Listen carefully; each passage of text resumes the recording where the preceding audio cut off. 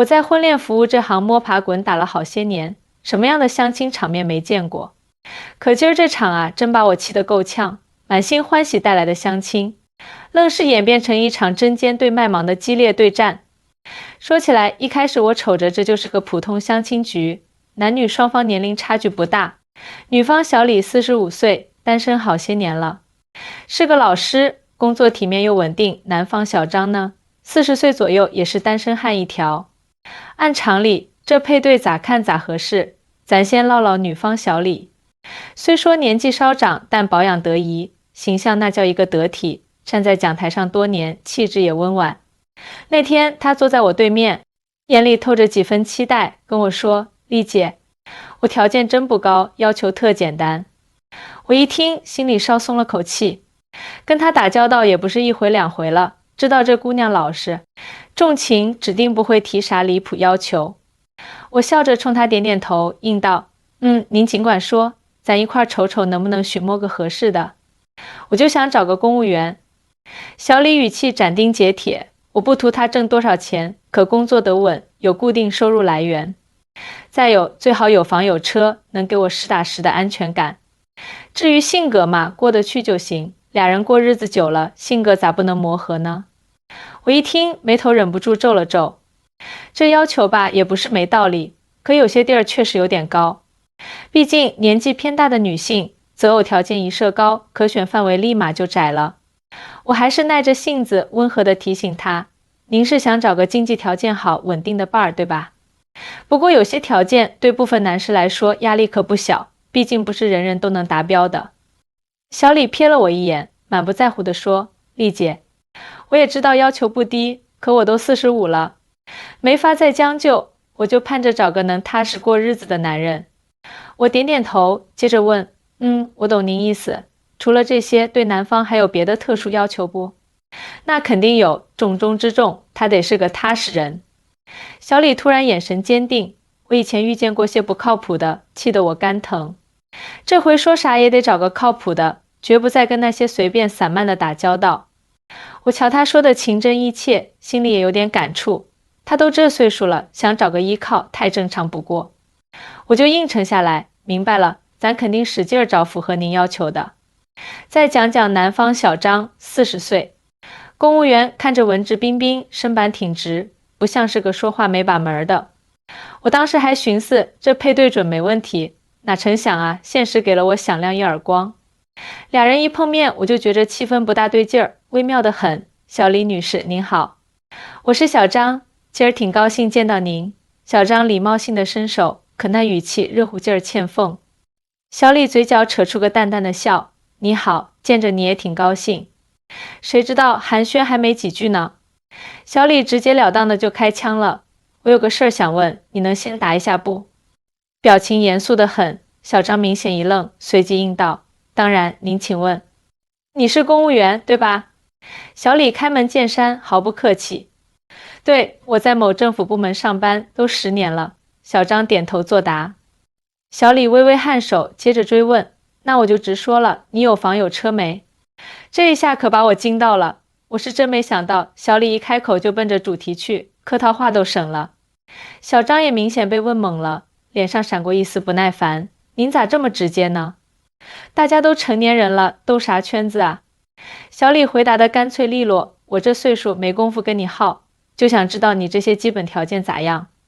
小张沉默了一小会儿，眼里划过不悦，才平心静气地说：房子有，车也有，不过都普通的，不是啥豪车，那就行。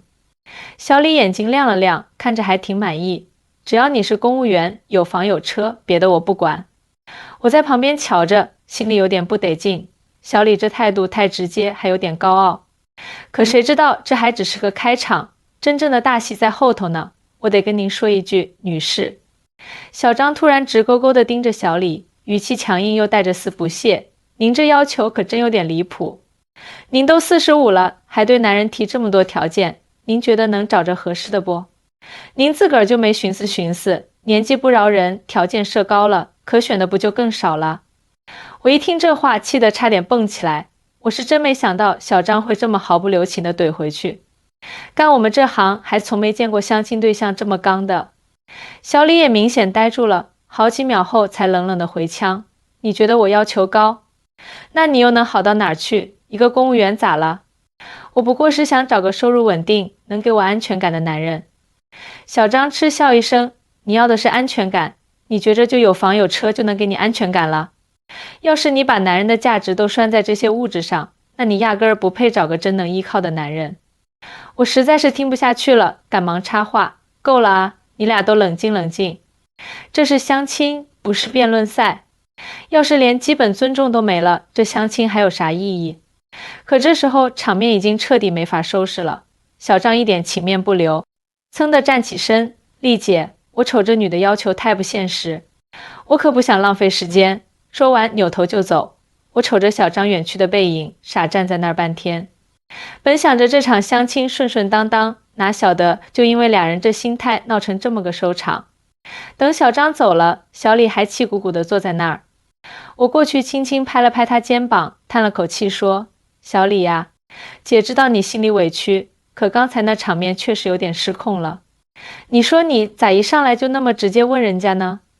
虽说咱这年纪找对象着急，可也得讲究个方式方法不是？小李眼眶有点红，嘴硬道：丽姐，我真没别的意思，我就想快点把事儿弄清楚。我这一路走过来，感情上受过的伤太多了，不想再折腾，就盼着能一步到位，找个能踏实过日子的。我提那些要求，也是想着以后生活能安稳点儿。我拉过把椅子，坐在他旁边，语重心长地说：我懂，姐都明白。可你想啊，男人也是要面子的，你当着面这么直白地问，他心里指定不得劲。再说了，小张说的也不是没道理，咱这年纪适当放宽点条件，机会说不定还多点。你看你条件这么好，工作稳定，人又和善，这因为要求太死，错过好姻缘，多可惜啊。小李低着头不说话，像是在琢磨我的话。我接着说，就拿刚才小张来说，虽说他回怼你那几句不好听，可人家也有自己的想法。他一个公务员，工作稳定，有房有车，在相亲市场上条件也不差。他可能就觉着你上来就拿物质条件衡量他，心里委屈才忍不住发作了。小李抬起头看着我说：丽姐，那你说我该咋办？我现在都有点迷茫了。我给他倒了杯水，安慰道：别灰心，姐这儿还有不少资源呢。下次咱注意点，先跟男方唠唠家常，互相了解了解兴趣爱好啥的，慢慢再往深了谈条件。感情这事儿急不得，得小火慢炖。你呢，也再好好想想自己最看重啥，哪些条件可以松一松，说不定哪天缘分就来了。小李接过水喝了一口，微微点头：行，丽姐。这次是我冲动了，听你的，下次我一定注意。我又帮小李重新梳理了一遍择偶标准，把一些相对硬性可能会吓跑男方的条件稍微弱化了些，同时也跟他分享了些相亲时的沟通技巧，像是怎么引导话题，怎么展现自己的魅力又不让人觉得刻意之类的。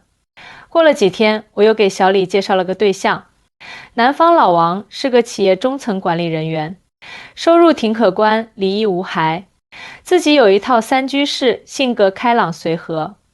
这次小李可长记性了，见面先是微笑着跟老王打招呼，俩人从最近的热门电影聊起，慢慢说到各自的爱好。一顿饭下来，氛围融洽得很。虽说最后没当场确定关系，但彼此都留了好印象，约着下次再见。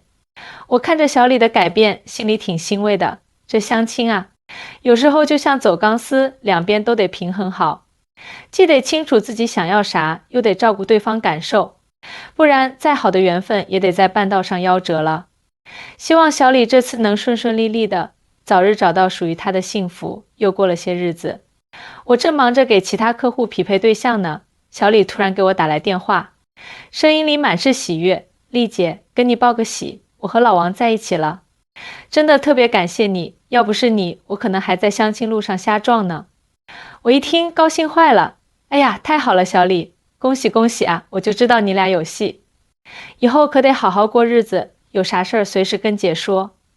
挂了电话，我心里感慨万千。在这婚恋的江湖里，每天都在上演各种各样的故事，有遗憾，有争吵，但只要不放弃，总能等到属于自己的那份甜蜜。就像小李，虽然开头波折，可最后还是抓住了幸福的尾巴。这大概就是爱情的魔力吧，让人又爱又恨，却又忍不住一路追寻。